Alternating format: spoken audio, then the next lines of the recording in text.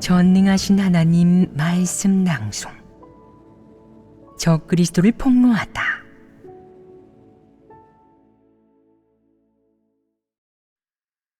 제12조.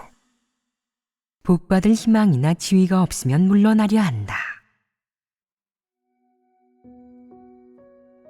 2. 적그리스도는 본분 조정에 어떤 태도를 보이는가? 복받는 일에 대한 적그리스도의 태도는 무척이나 고집스럽다.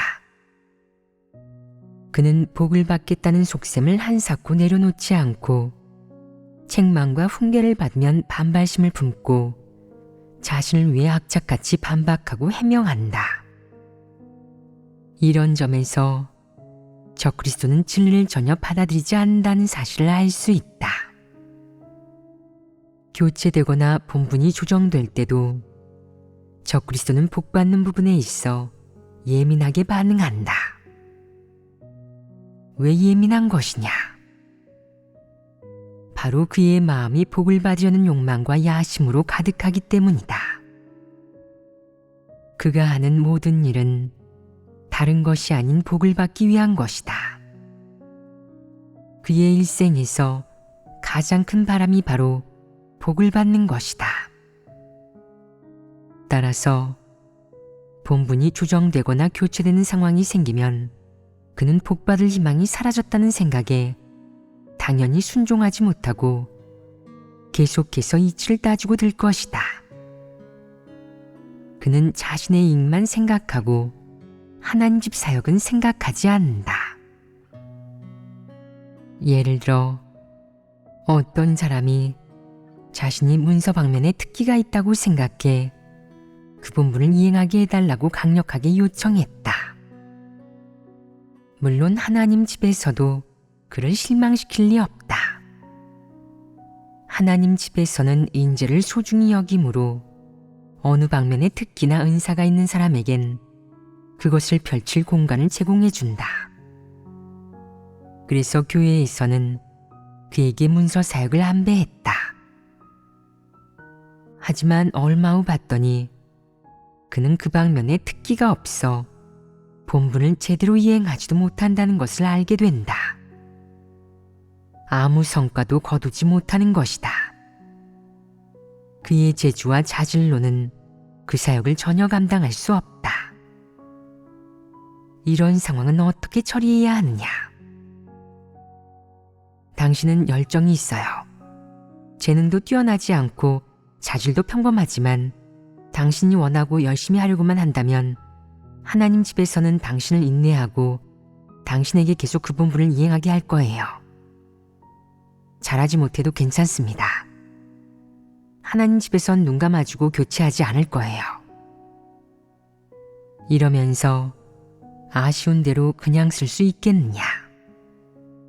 이것이 하나님 집에서 문제를 처리하는 원칙이냐? 분명히 아니다.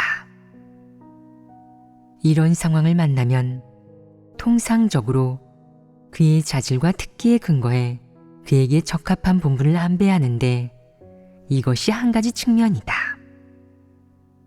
하지만 이 부분에만 근거하는 것은 여전히 충분하지 않다. 왜냐하면 사람은 자기가 어떤 본분에 적합한지 모르는 경우가 많기 때문이다. 설령 본인이 잘한다고 생각하더라도 그게 꼭 정확한 건 아니다. 그러니 수습기간을 두고 얼마간 훈련하면서 성과가 있느냐 없느냐를 보고 확정하는 것이 정확하다. 만약 얼마간 훈련해도 계속 성과가 없고 나아지지 않는 경우 양성할 가치가 없는 것으로 판단되면 본분을 조정하여 그에게 적합한 본분을 다시 안배해야 한다. 사람의 본분을 이렇게 안배하고 조정하는 것은 정당하고 원칙에도 부합한다. 하지만 어떤 사람은 하나님 집의 안배에 순종하지 못하고 언제나 육적인 기호에 따라 본분을 이행한다. 예를 들어 이렇게 말하는 사람이 있다. 제 가장 큰 꿈은 문인이나 기자가 되는 것이었는데 가정 형편과 다른 이유로 꿈을 이루지 못했어요. 이제 하나님 집에서 문서 사역을 하게 됐으니 드디어 소원이 이루어졌네요.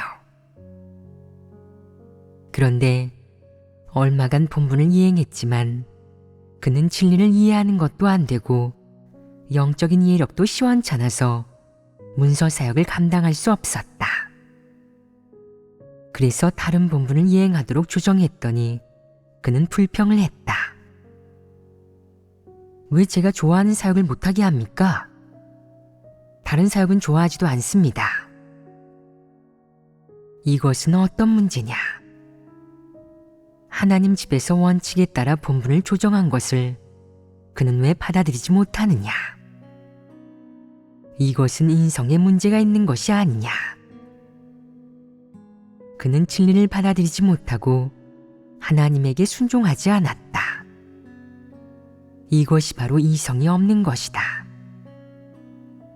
그는 본분을 이행할 때 늘 본인의 기호를 따르고 늘 본인의 선택이 있다.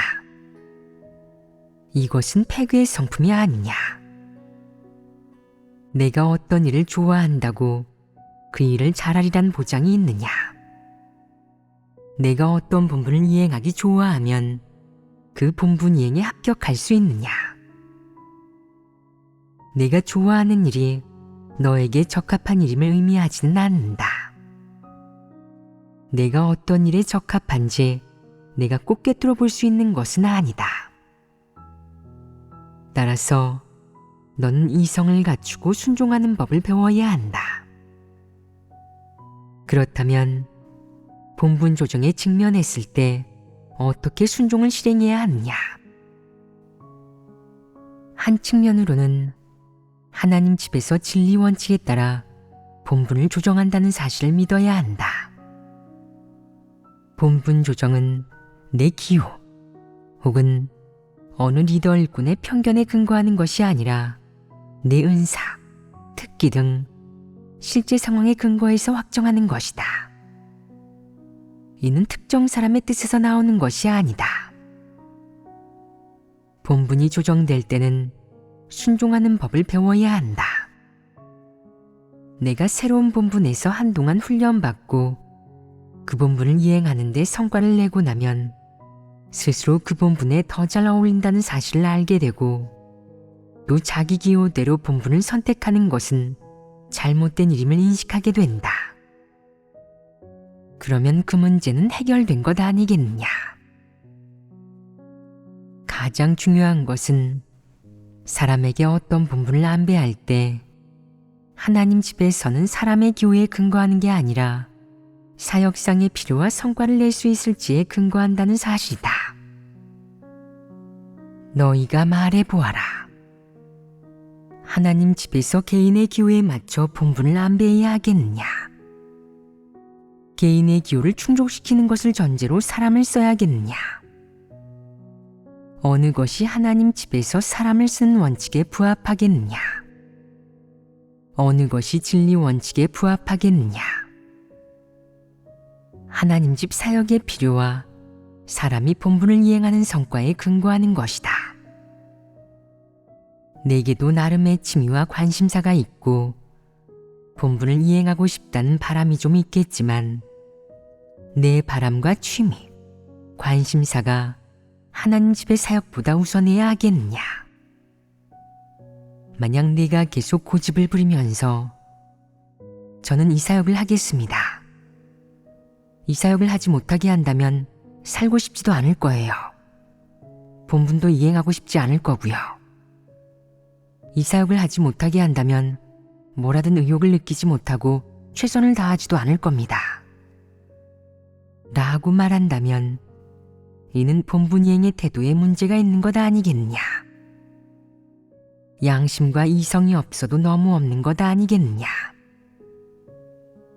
개인적인 바람과 취미, 관심사를 충족시키기 위해 교회 사역에 영향을 끼치고 지장을 주는 것을 불사하는 이런 행동이 진리에 부합하겠느냐.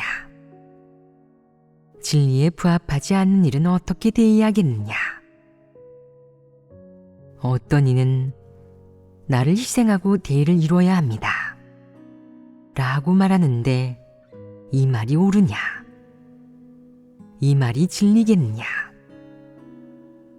이는 어떤 말이냐? 이것은 허튼 소리이자 사람을 미혹하는 말, 위장하는 말이다. 나를 희생하고 대의를 이루라 라는 말을 본분이행에 적용한다면 이는 하나님을 대적하고 모독하는 것이다. 어째서 하나님을 모독하는 것이라고 하겠느냐? 내 뜻을 하나님에게 강요했기 때문이다. 이것이 바로 모독이다. 나를 희생함으로써 하나님에게 온전케 되고 축복받으려는 것인데 너의 속셈은 바로 하나님과 거래를 하는 것이다. 하나님은 내가 무언가를 희생하기를 원치 않는다. 하나님은 사람에게 진리를 실행하고 육을 저버리라고 요구한다. 내가 진리를 실행하지 못하면 하나님을 거역하고 대적하는 것이다. 내가 본분을 제대로 이행하지 못하는 것은 내 속셈과 이를 바라보는 관점이 잘못되었기 때문이다. 내 말은 진리에 완전히 어긋난다. 하지만 하나님 집에서는 내게서 본분이행의 권리를 빼앗아 가지 않았다. 다만 내가 그 본분에 어울리지 않기에 본분을 조정하여 내게 어울리는 본분을 다시 안배해 주었을 뿐이다. 이는 무척 정상적이고 이해하기 쉬운 일이니 올바르게 대해야 한다. 어떻게 올바르게 대해야 하겠느냐? 이 일이 닥쳤을 때 우선 너에 대한 하나님 집의 평가를 받아들여야 한다. 비록 네가 주관적으로는 이 업무를 좋아할지라도 사실상 너는 그걸 감당할 수 없고 잘하는 것도 아니다. 그러니 너는 이 사역을 할 수가 없다. 그렇다면 내 본분을 조정해야 한다. 너는 마땅히 순종하고 새 본분을 받아들여야 한다. 먼저 얼마간 훈련을 한 뒤 여전히 잘 못할 것 같고 자질이 부족하다고 느껴지면 교회에 얘기해야 한다. 저는 이 본분을 감당할 수 없습니다. 계속 이대로 나가면 사역에 지장을 줄 것입니다.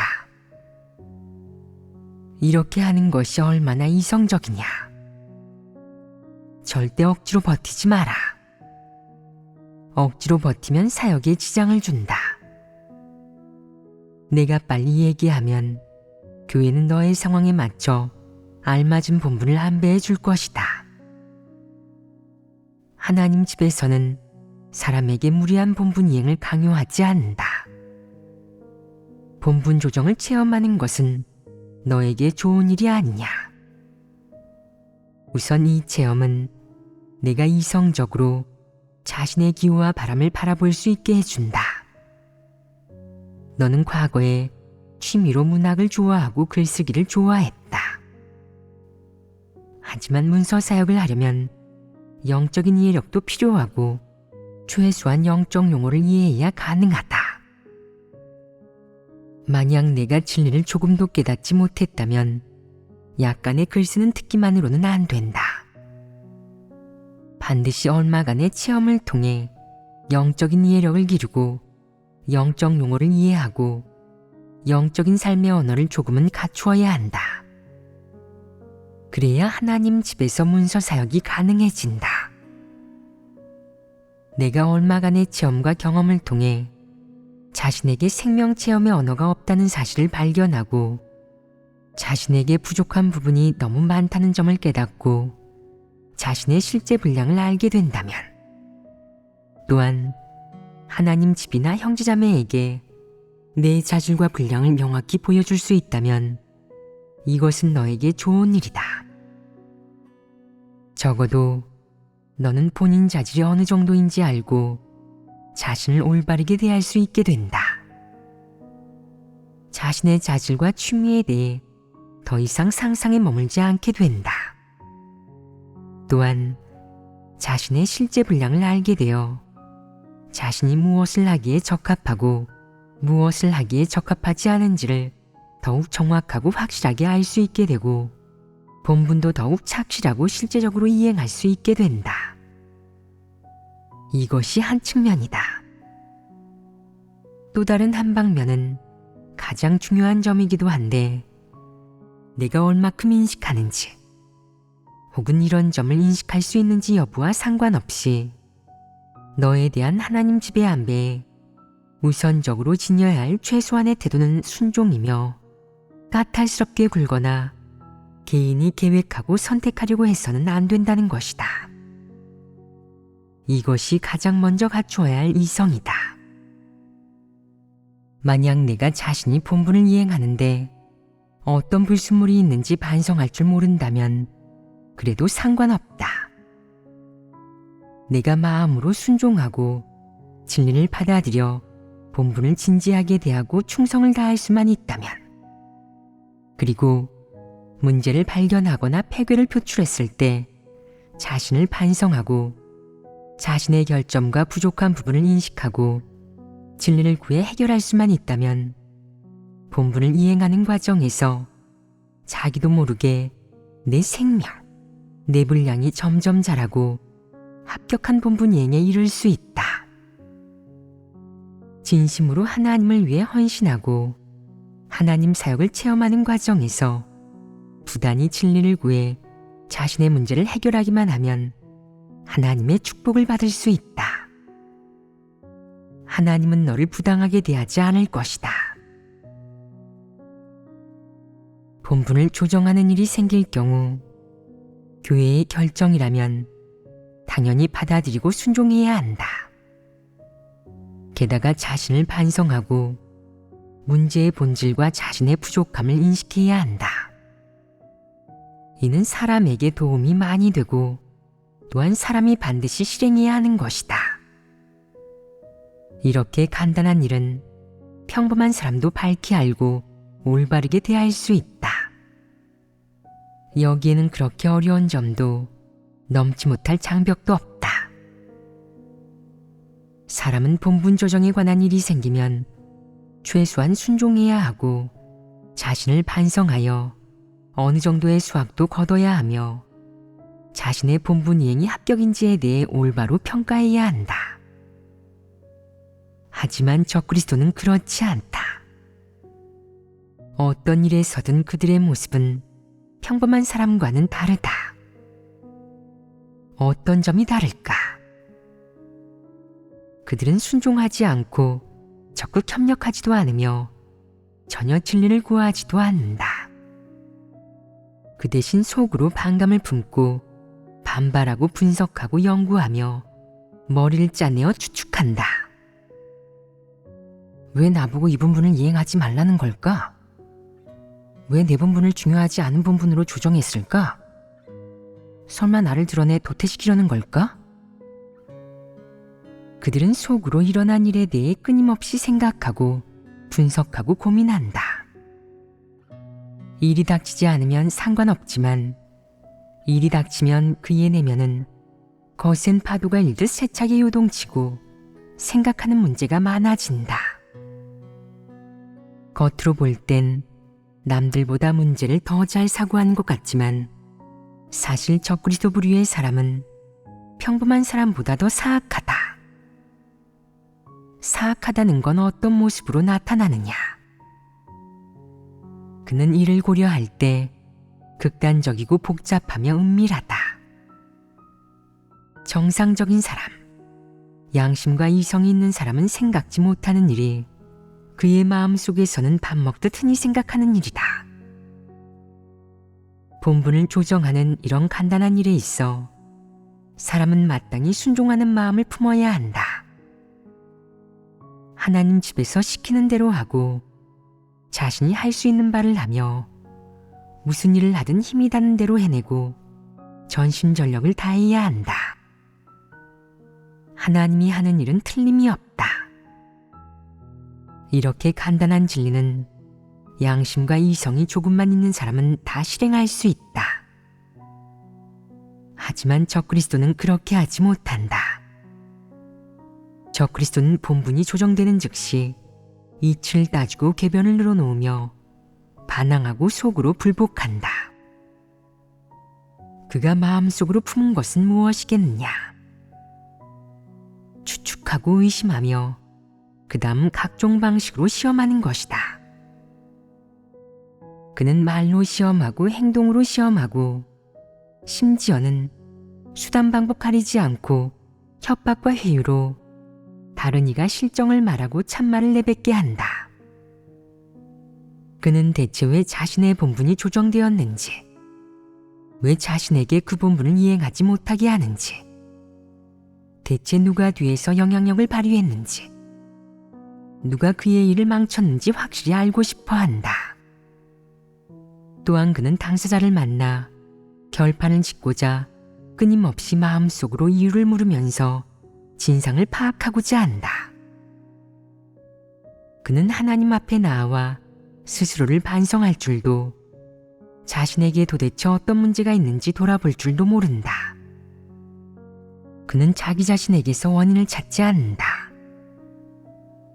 그는 하나님께 기도하고 반성하면서 이렇게 말하지 않는다. 제 본분 이행에 어떤 문제가 있을까요? 건성으로 대충 임하면서 원칙이 전혀 없었던 건 아닐까요? 성과가 조금이라도 있을까요? 그는 스스로에게 이런 질문을 하는 법이 없다. 그저 마음속으로 늘 하나님께 다음과 같이 따져 물을 뿐이다. 왜 제 본분을 조정하십니까? 왜 저를 이렇게 대하시나요? 왜 이렇게 사람의 뜻에 맞지 않는 겁니까? 왜 저를 불공평하게 대하시는 거죠? 왜 제 체면은 생각해주지 않으십니까? 왜 저를 공격하고 배척하시나요? 이 일련의 왜는 적그리스도의 패괴의 성품과 그의 인품을 여실히 드러낸다. 적그리스도가 본분 조정과 같은 사소한 일을 가지고 이토록 크게 부풀리고 아우성치고 갖은 수를 써서 이렇게 큰 파장을 일으키리라고는 누구도 생각하지 못한다. 적그리스도는 왜 간단한 일을 그렇게 복잡하게 만드는 것이겠느냐? 그 이유는 단 하나다. 바로 적그리스도는 하나님 지배한 배에 순종하는 법이 없고 시종일관 자신의 본분, 명예, 이익, 지위를 복받을 희망이나 훗날의 종착지와 긴밀하게 연관짓기 때문이다. 마치 그의 명예와 지위를 잃게 되면 복받거나 상받을 희망이 사라지고 자기 목숨을 앗아가는 것과 다를 바 없는 것처럼 말이다. 그는 조심해야겠어. 경솔하게 굴면 안 돼. 하나님 집, 형제자매들, 리더 일꾼, 심지어 하나님까지도 믿을 수 없어. 모두 내가 믿고 의지할 수 있는 대상이 아니라고. 사람한테 가장 믿음직하고 신뢰할 만한 존재는 바로 자기 자신이야. 스스로를 위해 계산하지 않는다면 누가 남을 생각해 주겠어? 또 누가 남의 앞날을 생각해 주겠어? 남이 훗날 복을 받을지 말지를 누가 생각해 주겠어? 그러니까 난 스스로를 위해 세심하게 계획하고 계산해야지. 실수해서도 조금이라도 경솔히 굴어선 안 돼. 그러다가 이용당하면 어떡해?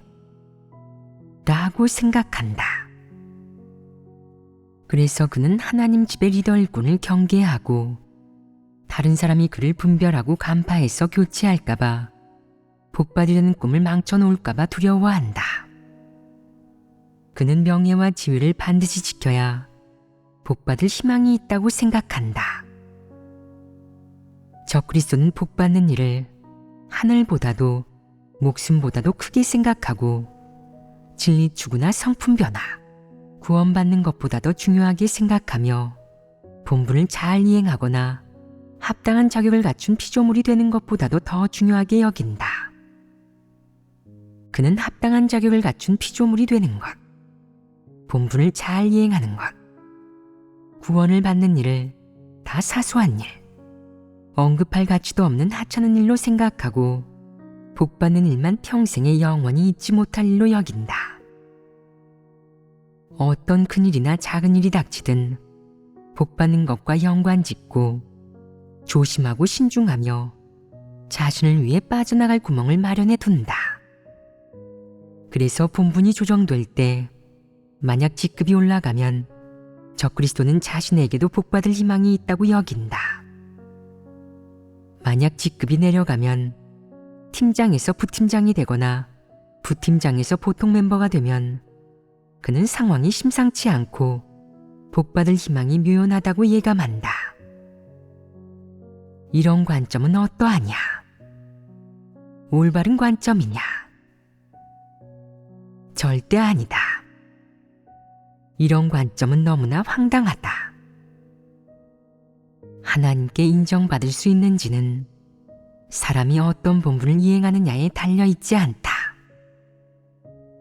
사람에게 진리가 있는지, 하나님께 진정으로 순종하는지, 충성을 다하는지에 달려있다. 이것이야말로 가장 중요하다. 하나님이 사람을 구원하는 기간, 사람은 수많은 시련의 고통을 겪어야 한다. 특히 본분을 이행하는 일에서 수많은 실패와 곡절의 과정을 겪어야 한다. 마지막에 진리를 깨달아 하나님께 진정으로 순종하게 되어야 하나님이 인정하는 사람이 된다. 본분 조정이라는 사안을 통해 적그리스도는 진리를 깨닫지 못하고 이해 능력이 전혀 없다는 사실을 알 수 있다. 본분을 이행하는 사람 중에는 뭘 해도 잘하지 못하는 사람들이 있기 마련이다. 그에게 글을 쓰는 일을 맡겨봤더니 글을 제대로 쓰지 못했다. 그는 진리를 깨닫지 못해서 글을 쓸 수가 없었고 영적인 용어와 크리스천이 자주 사용하는 언어조차 제대로 사용하지 못했다. 비록 글솜씨도 좀 있고 학식도 어느 정도 갖추었지만 이 사역을 감당하기에는 역부족이었다.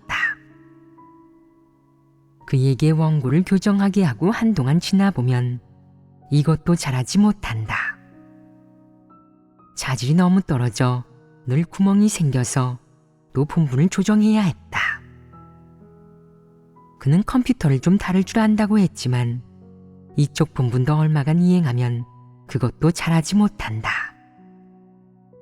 보니까 요리를 할 줄 알길래 형제자매들 밥을 해주라고 시켰더니 음식이 짜지 않으면 싱겁고 양이 많지 않으면 적다는 반응이 대부분이었다. 밥 짓는 일도 안 맞아서 이번에는 복음을 전하도록 안배했다. 복음팀으로 가야 한다는 말에 그는 가슴이 철렁 내려앉아 이렇게 생각했다. 끝났어. 찬밥 신세가 됐구나. 복받을 희망이 완전히 사라졌어. 울 수밖에 없어. 소극적이고 침울한 기분에 휩싸인 그는 주저앉고 무너져 내렸다. 복음을 전하고 하나님의 새 사역을 증거하는 데 전념하지 못하고 매일 이런 생각만 했다. 언제면 다시 문서 본분을 이행할 수 있을까? 언제면 다시 길을 펴고 살 수 있을까? 언제면 다시 상부와 대화할 수 있을까? 언제면 의사결정을 하는 윗선의 일에 다시 참여할 수 있을까?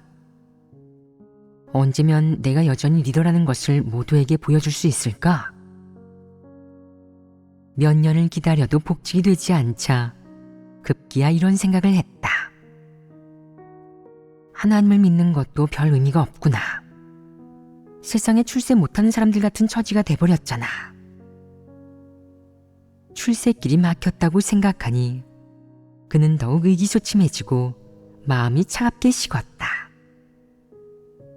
그는 이렇게 말한다. 하나님을 이렇게 오래 믿었는데 큰 리더 한번 못 맡아봤어. 겨우 맡은 팀장 자리에서도 교체당했고 다른 본분을 시켜줘도 제대로 이행하지 못했어. 나란 인간은 지질이 운도 없지. 하는 일마다 뜻대로 되는 게 없네. 이게 바로 벼슬길이 순탄치 않은 것 아닌가? 하나님 집에서는 왜 나를 발탁하지 않는 거지? 내 지위와 명망은 땅에 떨어졌어. 날 기억해주는 사람도 없고 상부에서도 다시 날 언급하지 않아.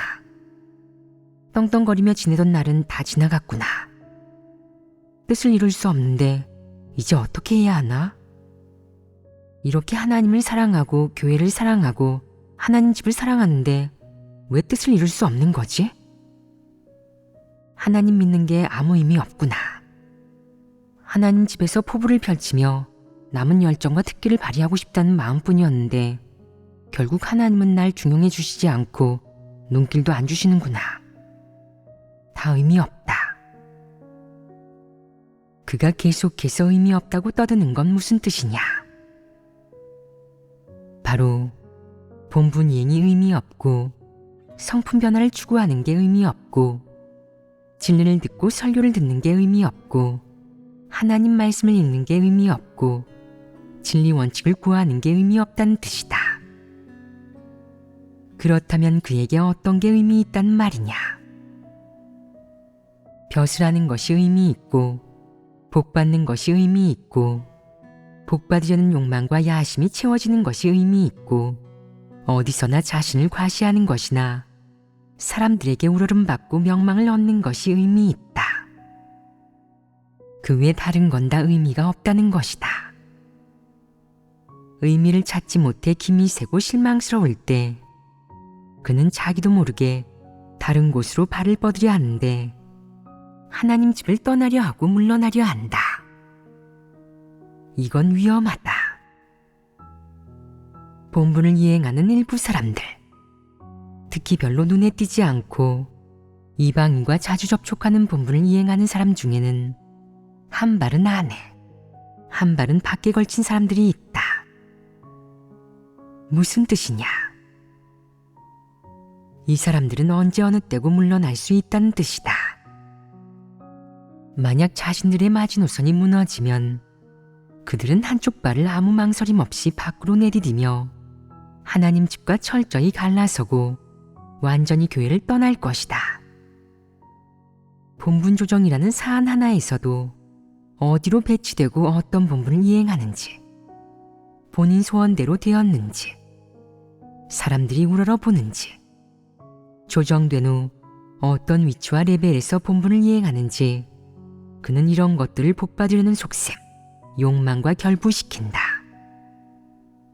본분 조정이라는 일을 대하는 적그리스도의 태도와 관점을 볼 때 그의 문제는 어디에 있겠느냐? 이 문제가 심각하냐 심각하지 않으냐? 심각합니다. 어떤 문제냐? 그는 정상적인 본분 조정을 교회에서의 자신의 지위와 연관짓고 자신이 복을 받을 수 있는지와 연관지었습니다. 본분이 조정되었을 때 그는 하나님 집의 안배를 받아들이고 이에 순종한 게 아니라 자신이 지위를 잃고 복을 받지 못하게 되었다고 생각하고 하나님 믿는 게 의미 없다며 하나님 집을 떠나려 했습니다. 그의 가장 큰 잘못은 본분 조정이라는 일을 복받는 것과 연관지었다는 것이다. 이는 가장 하지 말아야 할 일이다. 사실 이 두 가지는 어떤 관계도 없다. 그러나 적그리스도는 마음이 복받으려는 욕망으로 점철되어 있기에 어떤 본분을 이행하든 복을 받을 수 있을지 여부와 연관시킨다. 이런 식으로는 본분을 제대로 이행할 수 없으며 그저 드러나 도트될 뿐이다. 이는 사서 고생하는 것이고 스스로 막다른 골목에 들어선 것이다. 본분 이행을 어떻게 대해야 하느냐? 반드시 태도가 단정해야 한다. 이것이 본분을 제대로 이행하기 위한 전제 조건이다. 어떤 본분을 이행하는 것이 적합한지를 알려면 내 장점을 보면 된다. 만일 교회에서 안배한 본분이 내가 잘하는 일도 하고 싶은 일도 아니라면 의견을 제기하여 소통을 통해 해결해도 된다.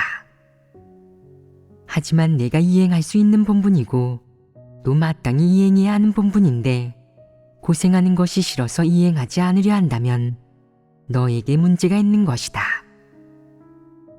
만약 내가 순종하기를 원하고 육을 저버릴 수 있다면 비교적 이성이 있는 것이다.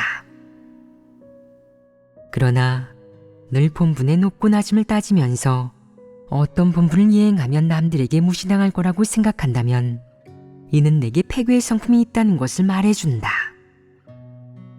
너는 본분을 왜 그렇게 편협하게 이해하느냐?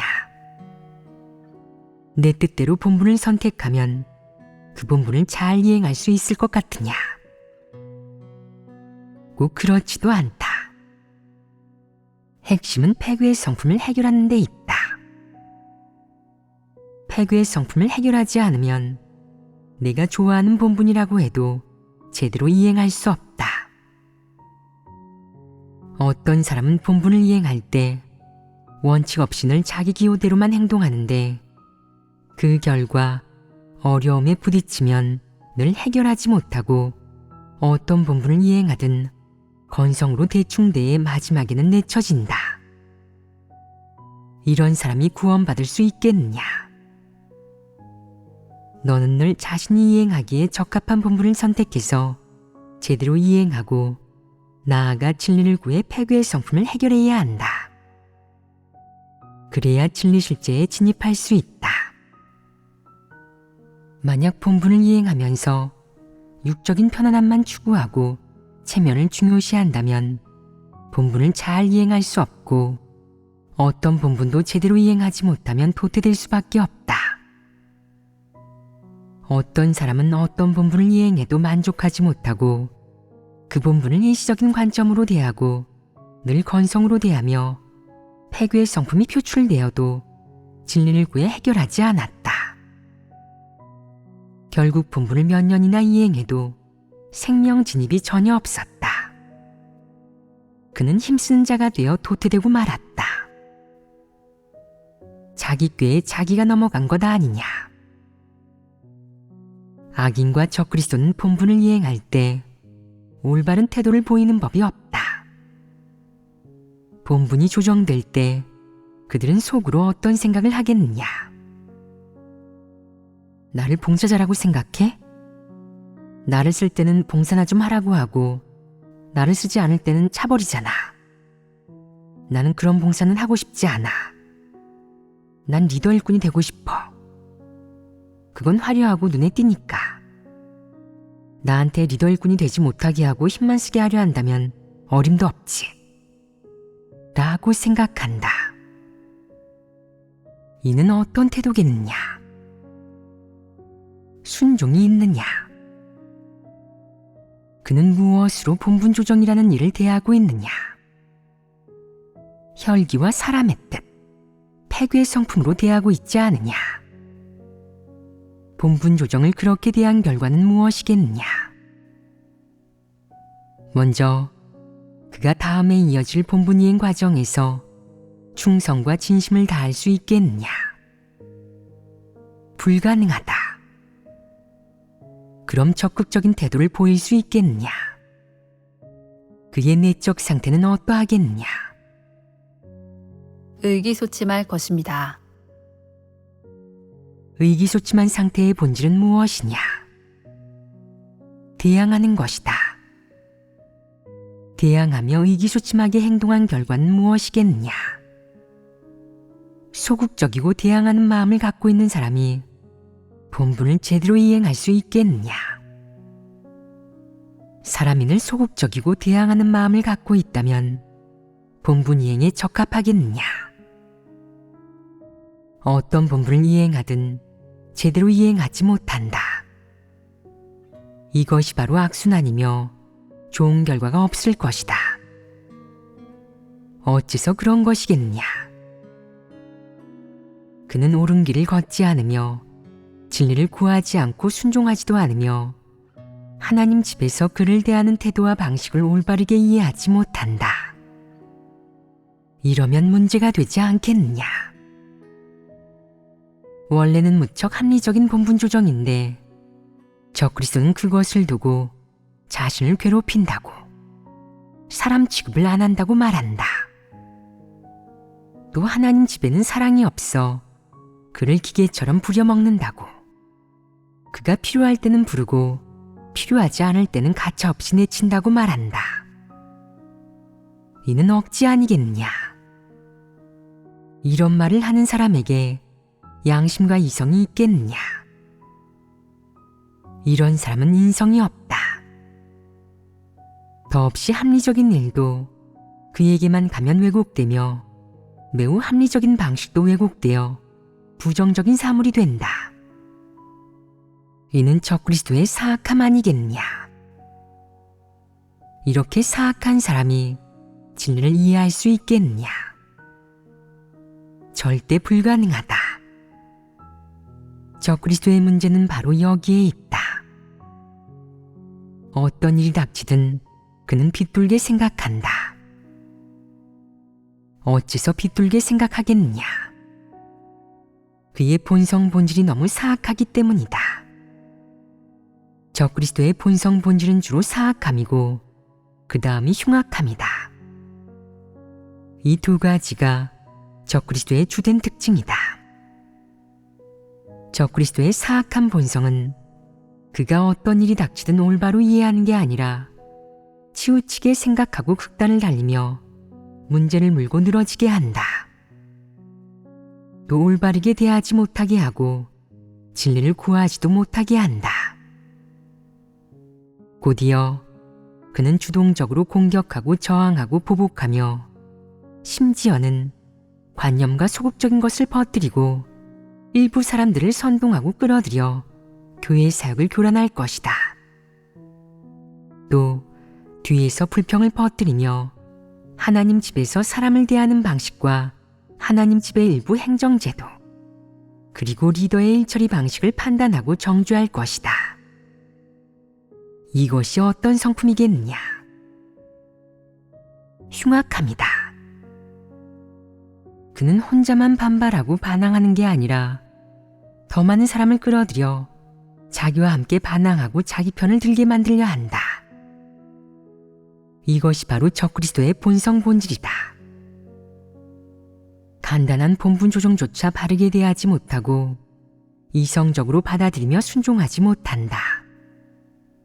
오히려 문제를 크게 만들고 온갖 이유를 들며 따지는데 어떤 이유는 공개석상에서 밝힐 수 없을 만큼 듣고 있으면 혐오와 반감을 불러일으킨다.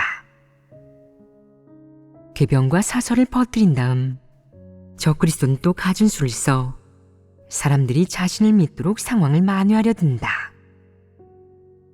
만약 이런 시도들이 다 뜻대로 되지 않는다면 적그리스도는 뉘우칠 수 있겠느냐? 이 방법이 통하지 않으면 그는 진리를 구할 수 있겠느냐? 그가 회개할 생각을 할 수 있겠느냐? 절대 불가능하다. 그는 말할 것이다. 내가 복을 못 받게 하면 나도 당신들이 복을 못 받게 할 겁니다. 복 받을 수 없다면 더 이상 하나님을 믿지 않겠습니다. 예전에 적그리스도 부류는 어처구니가 없다고 한 적이 있는데 이 어처구니 없는 모습의 이면에 있는 본성 본질은 극에 달한 이들의 사악함과 흉악함이다. 지금 교제하는 이 내용은 그들의 이런 본성 본질의 발현과 표출을 잘 보여주는 가장 확실한 증거이다. 어떤 사람들은 본분이 한번 조정되거나 교체되어도 화를 낸다.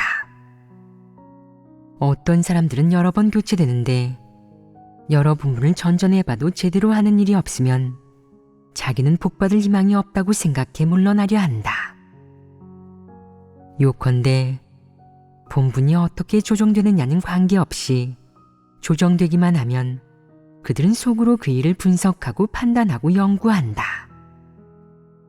그러다 이 조정이 복받는 일과 관련이 없다는 결론을 얻어야 마음을 놓는다. 하지만 복받는 일과 조금이라도 관계가 있거나 자신들의 복받을 희망에 영향을 주는 조정이라는 결론이 내려지면 그들은 당장 일어나 반항하며 자신들의 본성 본질을 드러낸다. 만약 그들이 반항에 실패하고 까발려지고 버림받으면 그들은 자신을 위한 퇴로를 준비하고 망설임 없이 하나님 집을 떠나 더 이상 하나님의 존재를 믿지 않고 자신이 하나님을 믿는 자임을 인정하지 않을 것이다. 그들의 생활은 순식간에 달라져 하나님 믿는 사람의 모습은 눈 씻고 찾아봐도 찾을 수가 없다. 눈 깜짝할 사이에 흡연과 음주는 물론 이상한 옷차림과 짙은 화장으로 치장했던 요란한 옛 모습으로 돌아가 그동안 하나님 믿느라 누리지 못했던 것들을 보상받는 데 급급해한다.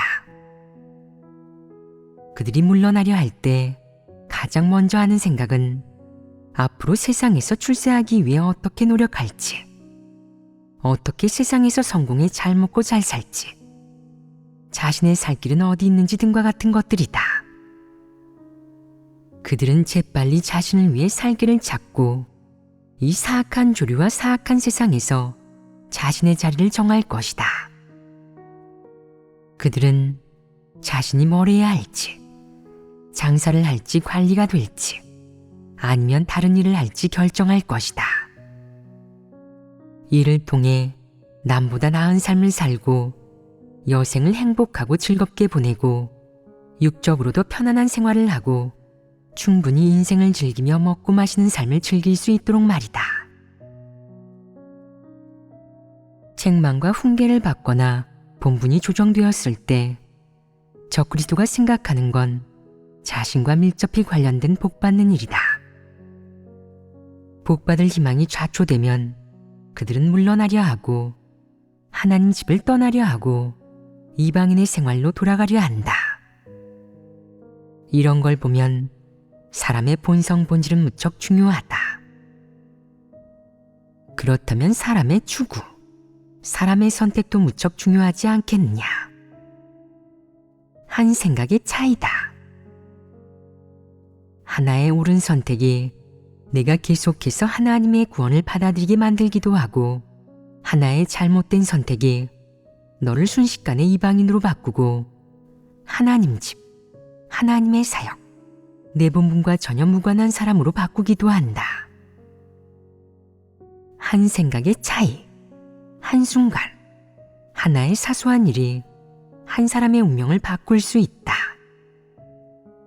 무심코 한 선택, 무심코 품은 작은 생각, 하나의 단순한 관점이 사람의 운명을 바꾸고 한 사람이 다음 순간에 어디에 있을지 결정할 수도 있다.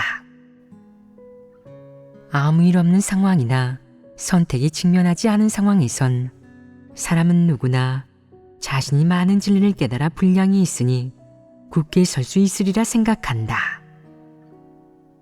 하지만 정말 선택이 직면했을 때, 중대한 원칙과 중대한 문제에 직면했을 때 내가 대체 어떤 선택을 하는지, 내가 하나님을 대하는 태도와 이 일을 대하는 관점과 태도가 과연 어떠한지가 내 운명을 결정하고 내 거취를 결정한다.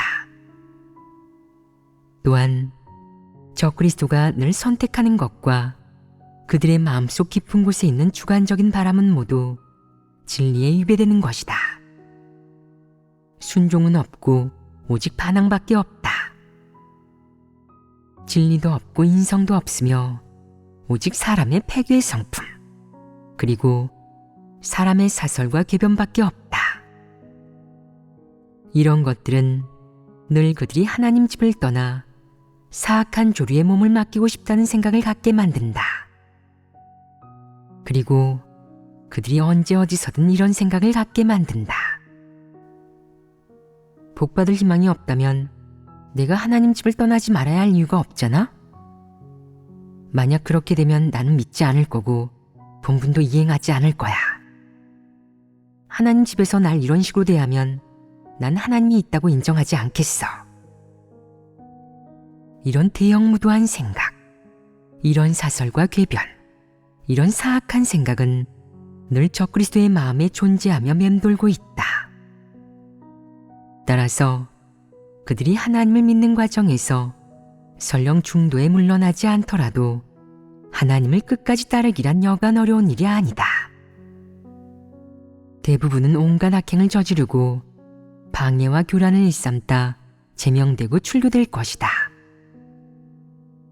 어떻게든 끝까지 버틴다고 해도 사실상 그들의 본성 본질을 봤을 때 이들 적그리스도 부류는 필연적으로 물러나게 되어 있다.